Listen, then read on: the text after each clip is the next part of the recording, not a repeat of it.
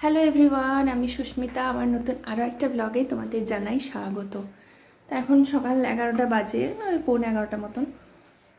তো আমার নিচে মোটামুটি কাজ কমপ্লিটই হয়ে গেছে। ছেলেকে উপরে পাঠিয়ে দিয়েছি, ওর খাওয়া দাওয়া, ওর ফ্রেশ হওয়া, রেডি হওয়া সব কিছু হয়ে গেছে। আর এখন এখানে এই যে বোতলগুলো ফোটাচ্ছি, এটাও হয়ে গেছে। বোতলগুলো ফুটিয়ে নিলাম, এবার ওটা ওয়াশ করে নেবো। আর এদিকে চারা গুছিয়ে নিলাম, এই যে এইগুলো সব নিয়ে যাব উপরে, সেই জন্য। আর ফ্লাস্কের জলগুলো ঠান্ডা হয়ে গেছে, তো এগুলো উপরে গিয়ে একেবারে গরম করব। আর দেখো মশারিটা কিন্তু আমি পুরোটা খুলি না, এই পোর্শনটা পুরোটাই থাকে। কারণ কি হয় বলো তো, প্রত্যেক দিন এইভাবে মশারি টাঙাতে, তারপরে এই যে দেখতে পাচ্ছ চাদরগুলো দেওয়া আছে মশারির ওপরে, দিতে না খুব অসুবিধা হয়। আসলে আগের মতো তো এখন নয়, এখন তো বিছানার মধ্যে অনেক কিছু জিনিস নিয়ে শুতে হয়, তো তার উপরে এভাবে দিতে, আর এই যে এটা দিতে গেলে না এই যে খাটের এদিকটা হয়ে পেরিয়ে যেতে হয়, তো এটা খুবই রিস্ক, আমাদের দুজনের জন্যই রিস্ক। একটু পাটা ফড়কে গেলেই কিন্তু একদম মানে মাথা লেগে যাবে, পায়ে লেগে যাবে। তো সেজন্য আমি এটা পুরোটা আর খুলি না, কারণ প্রত্যেক দিন করাটা একটা চাপের ব্যাপার। যতদিন শীতকাল থাকছে ততদিন, তারপরে আবার ইউজ হয়ে যাবে। তো এখন যাই উপরে। আর আমার আজকে একদমই আমি কিছুই ফ্রেশ হতে পারিনি, কারণ একটু উঠতে দেরি হয়ে গেছে, ঘুমটা একটুখানি, শীতকাল তো আর আজকে একটু ঠান্ডাও রয়েছে দেখছি, ঘুম থেকে উঠতে দেরি হয়ে গেছে। তো আমি একদিকে ব্রাশ করেছি আর একদিকে ছেলের খাবার করেছি, তো সেই জন্য আমার নিজের আমি দেখো কীরকম হয়ে আছে, চুলটুল আছড়াতেও পারিনি, মুখে চোখে কিছু দিতে পারিনি। ভাবলাম আজকে একটু স্নান করবো, কোনো রকমের হাতগুলো ধুয়ে কোমরটা ধুয়ে বাথরুম থেকে চলে এলাম, মানে পটি ফটি করে। তো দেখা যাক এখন সময় পাই কিনা। ছেলের এক প্রস্ত খাওয়া দাওয়া হয়ে গেছে, ওষুধ খাওয়ানো হয়ে গেছে, এবার ও আছে উপরে দাদু ঠাকুমার কাছে। তো যাই, এবার উপরে যাবো, জলখাবারটা খাবো। চা খেয়েছি, তো একটুখানি হালকা করে একটু চিরুনিটা দিই, কারণ সকালবেলা এরকমভাবে থাকতে না ভালো লাগে না একদম। দেখো চুল টুল বাঁধিয়ে নি, কেমন একটা লাগে। তো চলো ভিডিওটা শুরু করলাম, সারাদিন কি করছি না করছি দেখতে থাকো। আজকে ঘুম থেকে উঠতে একটু দেরি হয়ে গেছে। আসলে ছেলে এতটাই রাত করে ঘুমাচ্ছে এখন, যে সকালবেলায় উঠতে আমার দেরি হয়ে যাচ্ছে এক একদিন। আর কি বলো তো, ঠান্ডার সময় তো আরোই মনে হচ্ছে লেপ কম্বল গায়ে দিয়ে মুড়ে শুয়ে থাকি, তো আর ওঠার একদমই ইচ্ছে করে না। কিন্তু উঠতে তো হবেই, কারণ পিছুটান বলে তো একটা ব্যাপার আছে। তো উঠে আগে আমি দেখলাম ছেলে না একটু একটু চোখ খুলছে, তো আমার তো মানে মাথায় হাত, যে বাবা ও যদি উঠে পড়ে, আমার তো এখন ওর খাবার তৈরি করা হয়নি। সেই জন্য আগে কোনো রকমে ব্রাশ করতে করতেই আমি ওর খাবারটা তৈরি করেছি। আর আজকে হালকা করেই দিয়েছি, মানে প্রথমে ভেবেছিলাম একটু অন্যরকম করব, কিন্তু যখন দেখলাম হাতে সময়টা কম আছে, তখন ওকে নর্মালভাবেই সুজিটা করে দিলাম আর কি, মানে জাস্ট যেরকম দুধ দিয়ে খাওয়াই ঠিক সেরকমভাবেই। তো এখন আমি একটুখানি নিজে ফ্রেশ হয়ে নিচ্ছি। তো চলো এবার উপরে যাই। তো উপরে চলে এসেছি, আর উপরে চলে এসে আজকে তোমাদের সঙ্গে শেয়ার করব। দেখো এখানে আজকে পায়েস রান্না হচ্ছে। এটা কিন্তু নলেন গুড়ের পায়েস হবে, মানে প্রথমে এখন চালটা যেরকম সেদ্ধ হয় সেরকম হচ্ছে, পরে গুড়টা পরে দিয়ে অ্যাড করা হবে আর কি।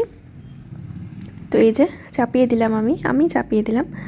তো এবার আস্তে আস্তে এটা ফুটুক। আর এইদিকে এখন আমি ছেলের যে গরুর দুধটা, সেটা এখন কম আঁচে ফুটতে দিয়েছি। আজকে ওকে সকালবেলায় দুধ ভাত খাওয়াবো, কারণ রাত্রেবেলায় ওকে আজকে দেবো হচ্ছে ডালিয়া, মানে ডালিয়ার খিচুড়ি আর কি। তো যেহেতু রাত্রেবেলায় দুধ রুটিটা দিতে পারবো না, সেই জন্য সকালবেলায় ভাবলাম চলো আজকে একবার দুধ ভাত ওকে খাইয়ে দেখি যে ও কেমন খায়। ছাদে এসেছিলাম, দুটো সোয়েটার ছিল ছেলের, ওই যে জামাটা সোয়েটারটা, ওই দুটোতে একটুখানি সকালে সুজি খাইছিলাম, তো সেই সুজি লেগে গেছিলো। এবার দেখবে ওয়াশিং মেশিনে যতই তুমি জামা কাপড় দাও, সব কিন্তু ওঠে না, মানে একটুখানি হাতে এরকম করে ডলে দিয়ে দেওয়ার পরে উঠে যাবে, তারপরে চটচটেটা উঠতে চায় না।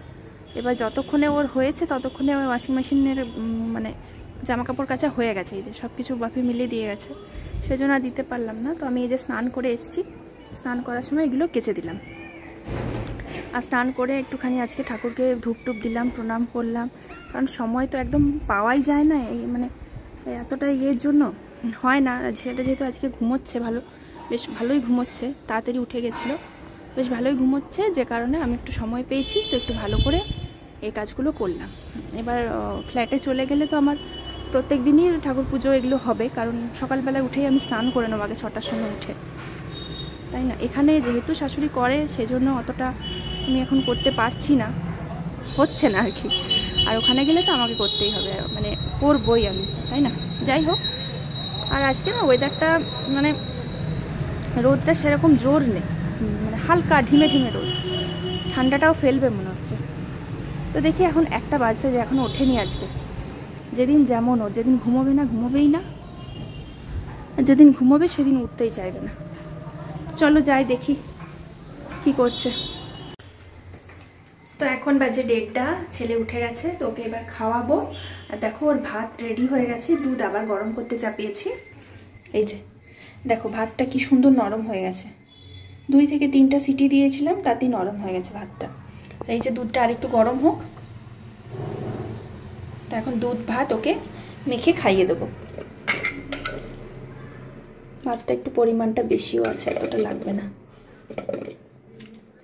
একটু জলটাও বেশি হয়ে গেছে আজকে। এই যে মোটামুটি এই আন্দাজ এটা হলেই হবে, এতটা খেলেই আমার ভাগ্য ভালো। দুধটা একটু গরম হোক, ততক্ষণ জলটা আমি রেডি করে দিই, খাবার জলটা। তো এখন আমাদের সকলেরই খাওয়া দাওয়া হয়ে গেছে, তো ভাবলাম ছাদ থেকে জামা কাপড়গুলো তুলে এনেছি, তো একটা একটা করে ভাঁজ করতে শুরু করি, কারণ অনেকগুলো জামা কাপড় থাকে তো।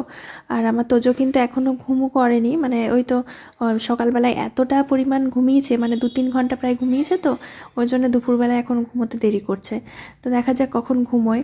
আর জানো তো ওকে যে আমি দুধ ভাত বললাম, তখন দেখালাম তোমাদের দুধ ভাত খাওয়াবো, তো না একদমই ভালো করে দুধ ভাতটা খায়নি। কারণটা হচ্ছে দেখো, এক তো গরুর দুধে তো সেরকম স্বাদ নেই, তবে তাও আমাদের এখানকার দুধটা একটুখানি মিষ্টি হয়, তারপরে ফোটানো হয়, ধর একটু মিষ্টি মিষ্টি থাকে, কিন্তু সেই রকম মানে ওর মুখের কাছে তো সেটাকে কোনোভাবেই সেটাকে মিষ্টি বলা চলে না। আর পাউডার দুধ দিয়ে না ভাত মানে কেমন যেন একটা লাগে, সেই জন্য আমি গরুর দুধ দিয়ে দিলাম। তো ওর না ভালো করে একদমই খাচ্ছিল না, খুবই ফেলে দিয়েছে লাস্টে, বাট কয়েকবার খেয়েছে, হয়তো কয়েক দলা খেয়েছে। তারপরে আমার শাশুড়ি বললো যে নলেন গুড়ের পায়েস করা হয়েছিল, বললো সেখান থেকে কিছুটা পরিমাণ নিয়ে আয়, দেখ একটু মিষ্টি মিষ্টি মুখে দে, দেখ হয়তো খেতে পারে। তো সেটাই আমি করলাম তার কথা শুনে। এবার তখন দেখলাম একটু একটু খেলো, মানে ওই নলেন গুড়ের পায়েসটা দিয়ে ভাতটাকে মাখলাম আরেকবার গুড়টা দিয়ে, তখন দেখলাম একটু তাও খেলো। এবার দেখবে যদি ছেলে মেয়ে না খায় না, মাদের কিন্তু মনের মধ্যে একটা খচখচানি থাকে। এতদিন বুঝতে পারিনি, এতদিন যখন আমি খাওয়া নিয়ে ঝামেলা করতাম বা খেতে চাইতাম না বা ঘুমিয়ে যেতাম, তখন আমার মা মানে বলতো আর কি, খেয়ে নে, না খেলে হবে না, তো তখন আর কি মায়ের উপর রাগ করতাম। কিন্তু এখন সত্যি নিজে মা হওয়ার পর বুঝতে পারছি যে বাচ্চা যদি না খায় তাহলে কিন্তু মায়ের মনটা সত্যি খুবই কষ্ট লাগে, মানে খাওয়াও যায় না নিজের আর কি। তো যাই হোক, কোনো রকমে ওকে কিছুটা পরিমাণ খাওয়ানোর পরে এখন এই যে দুপুরবেলায় জামা কাপড়গুলো গুছিয়ে নিলাম, তো এরপর ওকে একটা আপেল আমি খাইয়ে দেবো। সাধারণত আপেলটা কিন্তু ওকে আমি 12টার মধ্যেই খাওয়াই, মানে যে কোনো ফলই ওকে 12টা থেকে 12:30টার মধ্যে খাওয়াই। কিন্তু যেহেতু আজকে ওই সময়টায় সে ঘুমোচ্ছিল, তো ওকে তো আজকে আপেলটা দিতে পারিনি। আর ভাবলাম ভাতটা যখন ভালো করে খাইনি, তো তখন চলো আপেলটা খাইয়ে দিই। আর এখন কিন্তু অলরেডি 3:30 থেকে 4:45 বাজে। এখন কিন্তু মানে এই সময়টাতে না বাচ্চাদেরকে ফল খাওয়ানোটা উচিত না, কিন্তু কি করব, মানে ওই যে বলে না মায়ের মন, যে ভাতটা খাইনি, চলো আপেলটা খেলে যদি একটুখানি পেটটা ওর ভরে, সেই জন্য আর কি। তো ওই যে ওইদিকে ও সব কাজ করার পরে এখন চলে এসেছি। ওর কি হচ্ছে? তো এখন আমি এই যে দেখো ডালিয়াটা ভিজিয়ে দিলাম, এখানে ডালিয়া ভেজালাম, এখানে অরহরের ডাল ভেজালাম। আসলে ডালিয়াটা আমি অরহরের ডাল দিয়ে করব রাতের বেলায়, কারণ রাতের বেলায় বাচ্চাকে মুগ বা মুসুরি ডাল আমি দিই না, আমি অরহরের ডাল দিয়েই দিই। যদি কোনো দিন ওকে রুটিও দিই ডাল দিয়ে, তাও কিন্তু আমি ওকে অরহরের ডাল দিয়ে রুটিটা দিই। তো যতটা পরিমাণ ও মোটামুটি খায় সে আন্দাজ করে আমি ভিজিয়ে দিলাম। এর সাথে 2-3 রকমের সবজি দিয়ে একটু নুন হলুদ আর ঘি দিয়ে ডালিয়াটা করব। আমরা যেরকমভাবে ডালিয়া খাই সেরকমভাবে তো করব না, আমরা তো ধরো আরও তরিবত করে বেশি মশলা দিয়ে পেঁয়াজ রসুন দিয়ে, সেটা ওকে দেবো না, স্বাভাবিক যত বড় হবে ততই দেব। আর এখানে পায়েসটাও দেখো হয়ে গেছে, তো একটু ঝোলঝোলে আছে, এটা যখন খাওয়া হবে ঠিক তার কিছুক্ষণ আগে একটু ফুটিয়ে নিলে একটু থকথকে মতন হয়ে যাবে। তো এবার আমি একটু শুই। তো চলো আজকের মতন ব্লগটা এখানেই এন্ড করছি, আবার আসবো নতুন একটা ব্লগ নিয়ে।